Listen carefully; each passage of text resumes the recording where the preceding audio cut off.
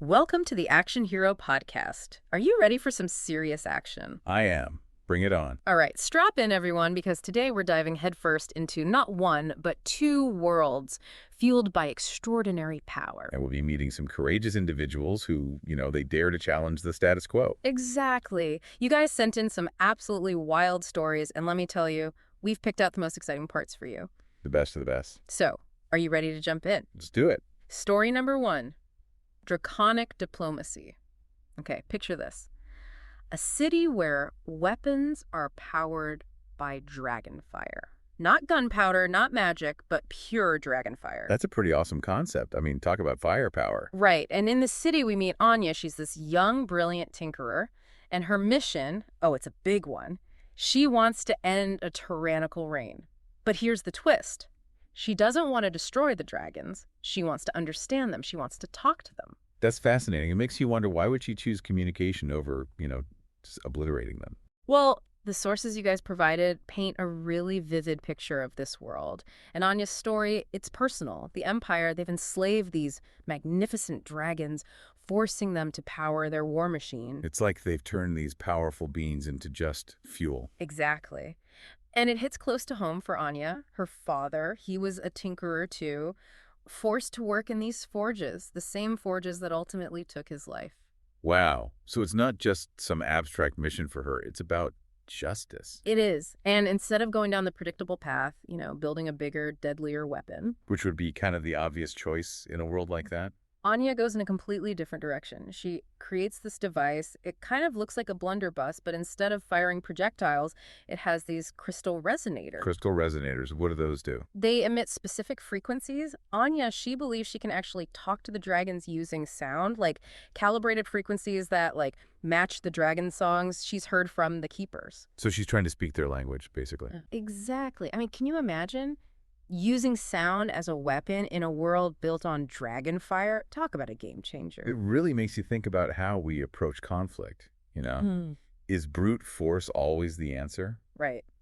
Anya's definitely thinking outside the box here. And speaking of high-stakes situations, she's forced to demonstrate her invention in the dragon pit. Oh, wow, the dragon pit. Yeah, a cavern filled with these massive, angry, and honestly heartbroken dragons. And she's standing there with this weird musical contraption. That takes guts. Right. The Emperor's forces, they're expecting some kind of super weapon. But Anya, she's betting on connection, on understanding. Okay, so how does this demonstration go down? Well, she aims her device at the control runes on a chained dragon. These runes are how the Empire keeps the dragons enslaved. Oh, so she's going right for the heart of their control mechanism. She is, and when she activates her invention, the crystals start pulsing with this discordant melody. It's unsettling, And the dragon, it just roars and thrashes. It looks like the whole thing's backfiring. Yeah, that's intense. Yeah. I mean, these dragons have been through so much, it makes sense they'd be freaked out by, weird sounds. Totally. But Anya doesn't give up. She keeps adjusting those frequencies, guided by, and this is what's amazing, by empathy. Empathy. It's like she's trying to feel what the dragon is feeling. Okay. And suddenly something incredible happens. She hits this note, this mournful cry, and it resonates with the dragon deeply.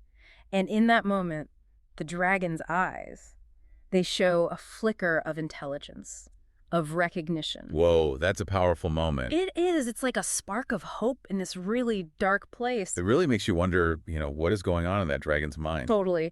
And the other dragons in the pit, they start reacting too. Their rage, it starts shifting into confusion. They're sensing something is different. It's like they're communicating with each other on some level, maybe a level that the Empire just doesn't understand. Yeah.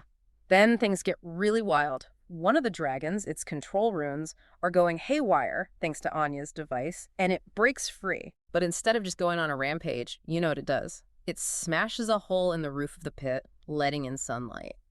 Wow, that's some symbolism right there. Right, like sunlight representing hope for these creatures who've known nothing but darkness. Definitely. So what does Anya do?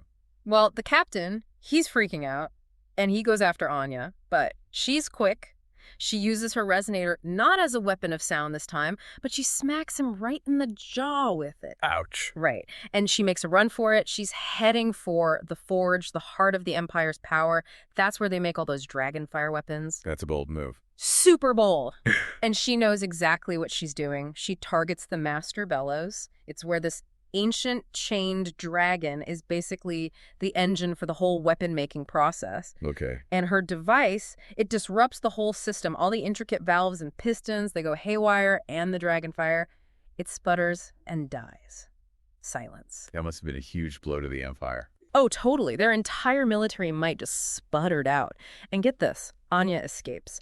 She joins this growing rebellion of, like, tinkers and scholars and runaway slaves. They're all inspired by the dragon's defiance. Wow, so she becomes this symbol of hope, all because she was willing to listen to understand. I know. And her resonator, it becomes a symbol of their rebellion, Dragonsong, as a weapon of liberation. I love that idea. Me too. I mean, it really makes you think, doesn't it? What is truly powerful? It's not about brute force. Sometimes it's about understanding. It's about empathy.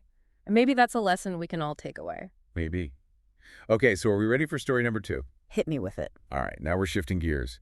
This next story, Devil's in the Details, it's a little darker, grittier. It's about a demon hunter named Jake and his holy firearm, the Hellfire harquebus. The Hellfire harquebus, that sounds intense. It is. The sources describe it as an unholy relic, supposedly crafted by a drunken saint. It's loaded with consecrated silver, and it's Jake's go-to weapon in his fight against all things demonic. Drunken saint.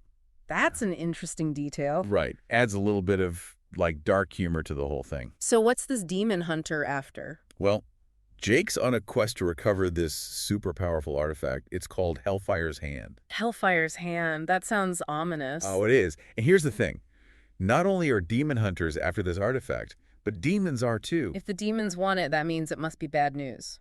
Right. So the stakes are pretty high from the get-go. Totally. So where does Jake's search lead him? Well, he gets a tip, leads him to this place called Lucifer's Lounge. It's like the ultimate den of sin. You know, smoky back rooms, shady deals, that kind of vibe. Not exactly a Sunday picnic. No, not at all. It's the kind of place where you can find information, but at a price. And probably get yourself into a whole lot of trouble. Probably. Anyway, Jake follows his lead, and it takes him to this crumbling monastery. A monastery. That's interesting. Yeah, classic setting, right? You just know there's going to be some spooky stuff going down there. Demonic traps, hidden chambers, all that good stuff. Exactly. But here's the thing. Jake's not alone. He runs into another demon hunter, a woman named Sarah. Another demon hunter. Yeah, but they're like total opposites. Sarah's like this knight in tarnished armor. Yeah. Very by-the-book, righteous. And Jake, well, with his unholy weapon and sarcastic quips, he's anything but traditional. Oh, I can already sense the tension. Right. Two demon hunters, two very different approaches. It's a recipe for some serious friction. Okay, so they meet at this spooky monastery, both looking for this powerful artifact. What happens next? Well, they find the reliquary. It's shattered. Empty. So the Hellfire's hand is gone. Gone. But, and here's the twist, it's not destroyed. That's even worse. It is. It means someone, probably something, took it. And whoever they are, they're not playing around. That adds a whole new layer of mystery to the whole thing. Doesn't it? Okay, so now you've got Jake and Sarah, two rivals who suddenly have to team up to figure out who stole the artifact and what they're going to do with it. Talk about an unlikely alliance. So how do they even begin to work together? It takes a little push, literally. A demon attacks Sarah, and Jake, ever the pragmatist, steps in, fires a non-lethal shot from his harquebus, sends the demon packing. Lethal. That's interesting. It shows he's not some trigger-happy demon slayer. He's thinking strategically. And maybe, just maybe, showing a bit of that reluctant heroism. So grudging respect earned. Maybe a little. Yeah. Enough to get them working together, at least. Okay, so where do they go from there? Their investigation reveals that the demons are moving north, taking the artifact with them. Oh no, this is turning into a chase. It is. They've got to stop whoever has that artifact before, well, who knows what kind of chaos could be unleashed. Okay, but how do they actually manage to, function as a team? They're so different. It's not easy.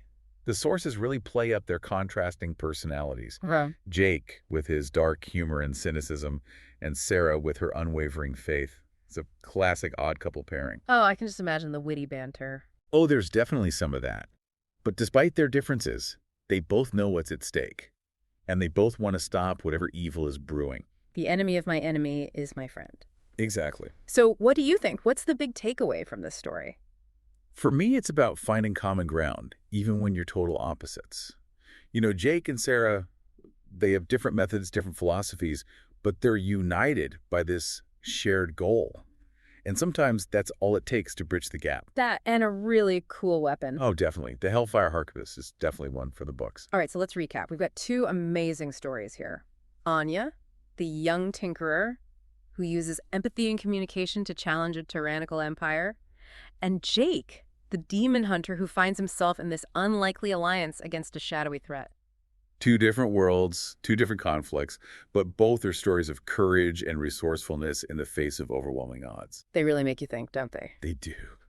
Like, in Anya's world, is true power found in understanding or in destruction? And in Jake's world, can good and evil ever truly work together for a common goal? So many questions. Yeah. But that's what makes these stories so compelling. Right. And we want to hear from you. What stood out to you about these tales of action and heroism? Did anything surprise you? Let us know in the comments.